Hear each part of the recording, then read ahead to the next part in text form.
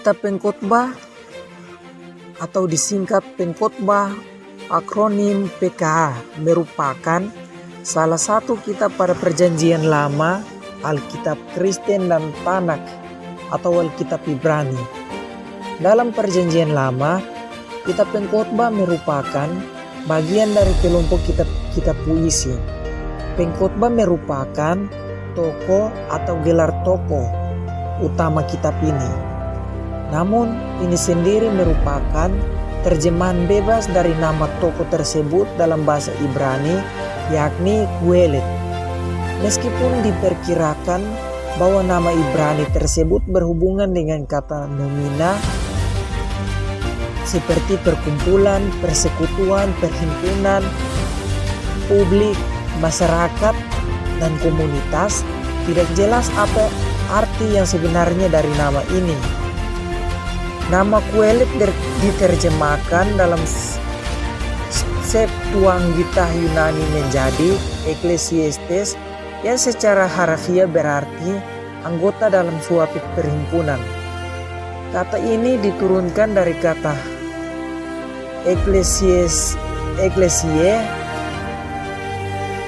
atau persekutuan, perhimpunan, kongregasi, jemaat, dan gereja dengan imbauan pembentuk nomina. Meskipun nama Yunani ini diserap menjadi Ecclesiastes dalam bahasa Inggris dan Latin. Pengarangan secara tradisional, pengarang kitab Pengkhotbah diyakini adalah Salomo, anak Daud, yang dikenal memiliki hikmat ilahi. Para penafsir Yahudi tradisional membaca secara harfiah ayat Pengkhotbah 1 pasal 1 dan menerjemahkannya sebagai hasil karangan Salomo.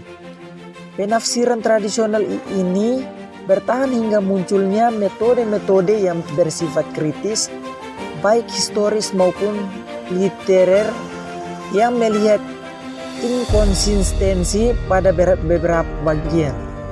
Ada beberapa alasan yang mengarah kepada dugaan bahwa penulisan kitab ini bukanlah Salomo. Alasan pertama, alasan isi. Pertama-tama, memang nama Salomo tidak pernah dikatakan secara eksplisit dalam seluruh kitab ini, dan juga dalam Pengkhotbah 1 ayat 16 dikatakan bahwa ada orang yang memerintah Yerusalem sebelum Pengkhotbah. Alasan yang kedua, alasan kebebasan. Bahasa senantiasa mengalami perkembangan. Di dalam kitab ini, banyak ungkapan yang dipengaruhi oleh bahasa Aram, misalnya sie dan asyer dan ilu dari imlo.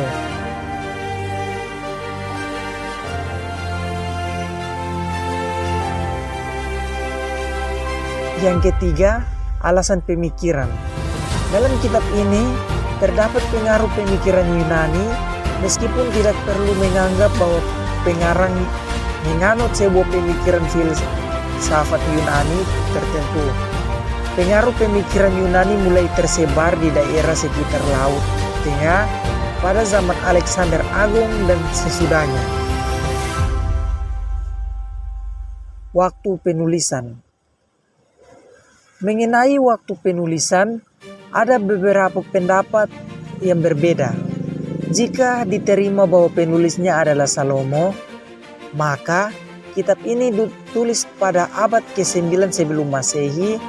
Akan tetapi, ada konsensus di antara sejumlah ahli bahwa waktu penulisan kitab Pengkhotbah adalah di antara tahun 400 sampai 200 sebelum Masehi.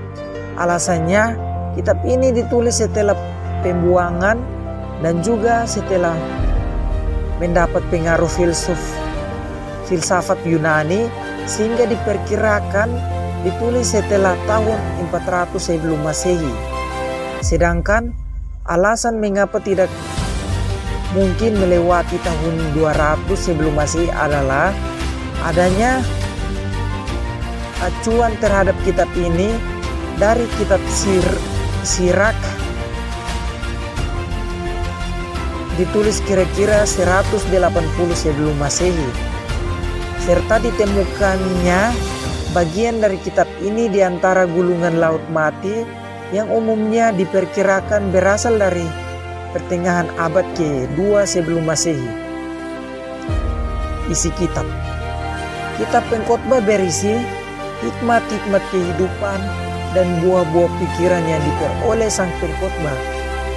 Di dalam kitab ini terdapat renungan-renungan pengkhotbah yang mendalam akan betapa singkatnya hidup manusia yang penuh pertentangan, ketidakadilan, dan hal-hal yang sulit dimengerti. Menurutnya, hidup itu sia-sia. Tindakan Tuhan dalam menentukan nasib manusia tidak dapat dipahami. Meskipun demikian, orang-orang diharapkan tetap bekerja dengan giat dan untuk sebanyak dan selama mungkin menikmati pemberian-pemberian Tuhan. Kebanyakan dari buah pikiran pengkhotbah bertema suram, bahkan terkesan kadang katanya terkesan penuh keputusasaan. Namun dari kitab ini dapat disimpulkan bahwa iman yang berdasarkan Alkitab cukuplah luas untuk mempertimbangkan juga keraguan dan keputusasaan semacam itu. Pada bagian awal dan akhir dari kitab Pengkhotbah terdapat kata-kata pengantar yang memperkenalkan tokoh pengkhotbah atau kuelet dan perikop rangkuman atau kisah dari pengkhotbah tersebut. Bagian isi utama diceritakan oleh sudut pandang tokoh pengkhotbah yang menceritakan perjanjian hidup dan segala yang direncanakan, dilakukan, dialami, dan dipikirkan olehnya seperti yang diterangkan di atas.